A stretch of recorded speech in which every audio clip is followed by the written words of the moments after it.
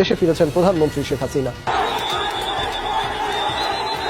খালেদা জিয়ার সুস্থতা কামনা করে সৃষ্টিকর্তার কাছে দোয়া চাইলেন। চেয়ারপারসন বেগম খালেদা জিয়ার শারীরিক অবস্থার অবনতির ঘটনায় গভীর উদ্বেগ প্রকাশ করেছেন এমন একজন ব্যক্তি, এবং সেই ব্যক্তিটি হচ্ছেন সাবেক প্রধানমন্ত্রী আওয়ামী লীগ সভানেত্রী শেখ হাসিনা। আবার অনেকে তার এই যে শুভ কামনা খালেদা জিয়ার প্রতি আমরা সত্যি সত্যি ধরে নিতে চাই। সর্বোচ্চ পর্যায় থেকে বিএনপি আওয়ামী লীগ সুসম্পর্ক চেষ্টা, কিন্তু এটা কতদিন টিকবে এবং এটা বিএনপির জন্য কেমন হবে? আসলে সুপ্রিয় দর্শক, আসসালামু আলাইকুম রহমতুল্লাহ। আশা করি সবাই ভালো এবং সুস্থ আছেন। স্বাগত জানাচ্ছি আমাদের আরেকটি নতুন ভিডিওতে। সুপ্রিয় দর্শক মণ্ডলী, বর্তমান রাজনীতি আলোচনার প্রেক্ষাপটে বেশ কয়েকটি গুরুত্বপূর্ণ ভিডিও এবং আজকের সবচেয়ে গুরুত্বপূর্ণ আলোচিত রাজনৈতিক নিউজগুলোকে নিয়ে আজকে খুব সুন্দর করে আমরা একটা ভিডিও সাজিয়েছি। সুপ্রিয় দর্শক, তারই কিছু অংশ বিশেষ আপনারা ইতিমধ্যে শুরুতেই দেখেছেন, ভিডিওর শুরুতেই। সুপ্রিয় দর্শক মণ্ডলী, আসুন আমরা শেষ ভিডিওর সম্পূর্ণ বিস্তারিত আলোচনা দেখে আসি। তার আগে আপনাদের প্রতি আমাদের একটা ছোট্ট রিকোয়েস্ট, যারা আমাদের চ্যানেলে এখন নতুন, চ্যানেলটি সাবস্ক্রাইব করে লাইক এবং শেয়ার করে আমাদের সাথে থাকুন। অবশ্যই সম্পূর্ণ ভিডিওটি দেখে আপনার মূল্যবান মন্তব্য কমেন্টে জানাবেন। আসসালামু আলাইকুম। বিএনপি চেয়ারপারসন বেগম খালেদা জিয়ার শারীরিক অবস্থার অবনতির ঘটনায় গভীর উদ্বেগ প্রকাশ করেছেন এমন একজন ব্যক্তি তার জন্য দোয়া করছেন, যেটি অনেকের কাছে মনে হতে পারে নাটক, মনে হতে পারে হাস্যকর, মনে হতে পারে আবার অনেকের কাছে বিষয়টি ভালোও লাগতে পারে। দুদিকই আছে, এবং সেই ব্যক্তিটি হচ্ছেন সাবেক প্রধানমন্ত্রী আওয়ামী লীগ সভানেত্রী শেখ হাসিনা। আবার অনেকে তার এই যে শুভ কামনা খালেদা জিয়ার প্রতি আমরা সত্যি সত্যি ধরে নিতে চাই তিনি আন্তরিকতার সঙ্গে তার জন্য প্রার্থনা করছেন। এবং যদি তাই হয়ে থাকে, অনেকে আবার এমনটিও বোঝার চেষ্টা করতে পারেন যে সত্যি সত্যি বাংলাদেশের আগামী রাজনীতি সুস্থ ধারার দিকে যাচ্ছে কিনা। শেখ হাসিনা তার খালেদা জিয়ার জন্য গভীর উদ্বিগ্ন এমন খবর দিয়েছে ভারতের অন্যতম বার্তা সংস্থা IANS। তারা ইমেইলে শেখ হাসিনার একটি ইন্টারভিউ করেছে, যেটিকে তারা এক্সক্লুসিভ হিসেবে উল্লেখ করেছে।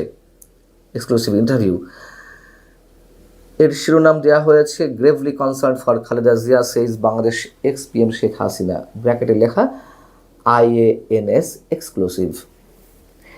এখন শেখ হাসিনার সম্পর্কে যেটি বলা হচ্ছে এখানে, যে তিনি তার দ্রুত সুস্থতা কামনা করেছেন, খালেদা জিয়ার বর্তমান সংকটাপন্ন শারীরিক অবস্থা এবং তিনি যেখানে চিকিৎসা নিচ্ছেন সেই হাসপাতালে নিরাপত্তা জোরদার করার বিষয়ে প্রশ্ন করা হলে শেখ হাসিনা বলেন, বেগম খালেদা জিয়া অসুস্থ হয়েছেন শুনে আমি অত্যন্ত উদ্বিগ্ন। আমি প্রার্থনা করি তিনি যাতে সুস্থ হয়ে উঠতে পারেন। তিনি যে উদ্বিগ্ন, তিনি খালেদা জিয়ার জন্য প্রার্থনা করছেন, আমি মন্তব্য করছিলাম যে এই বিষয়টি নেগেটিভ পজিটিভ বা অনেকে ক্রিটিকও করতে পারেন, যেভাবে ইচ্ছা নিতে পারেন, তার নিশ্চয়ই কারণ রয়েছে। গত 54 বছরের ইতিহাসে, স্বাধীন বাংলাদেশের 54 বছরের ইতিহাসে এই দুজন মানুষ 30 বছরেরও বেশি সময় প্রধানমন্ত্রী হিসেবে দায়িত্ব পালন করেছেন, বাংলাদেশ রাষ্ট্রটিকে পরিচালনা করেছেন। কিন্তু তাদের মধ্যে একসময় এমন চরমতর বৈরী সম্পর্ক ছিল, যেটিকে নিয়ে বিদেশি গণমাধ্যম এমন হেডলাইনও করেছে, দুই বেগমের লড়াই, কটাক্ষ করে এমন মন্তব্য তারা করেছিল। আর খালেদা জিয়াকে চিকিৎসার জন্য বিদেশে নিতে অনুমতি চাওয়ার ক্ষেত্রে আমরা দেখেছি আওয়ামী লীগ সরকারের সময় অনেক ধরনের নাটক করা হয়েছে। শেখ হাসিনা সরকার অনুমতি দেয়নি, বরং খালেদা জিয়ার হাসপাতালে যাওয়া নিয়ে তিনি প্রকাশ্যে সংবাদ সম্মেলনেও কটাক্ষ করেছেন। নিশ্চয় আপনাদের অনেকে মনে আছে যে তিনি মন্তব্য করেছিলেন, বয়স হয়েছে 80 ছুঁই, এত চিকিৎসার প্রয়োজন কেন? বাকিটুকু আর বললাম না। তো একজন রানিং প্রাইম মিনিস্টার আর একজন সাবেক প্রধানমন্ত্রী সম্পর্কে এই ধরনের মন্তব্য করেন কিভাবে, সেই সময় আমি নিজেও এর সমালোচনা করেছিলাম। আবার 75-এর পরে বাংলাদেশের ইতিহাসে যে পৈশাচিক বর্বরচিত নারকীয় ইতিহাস নির্মিত হলো এদেশে,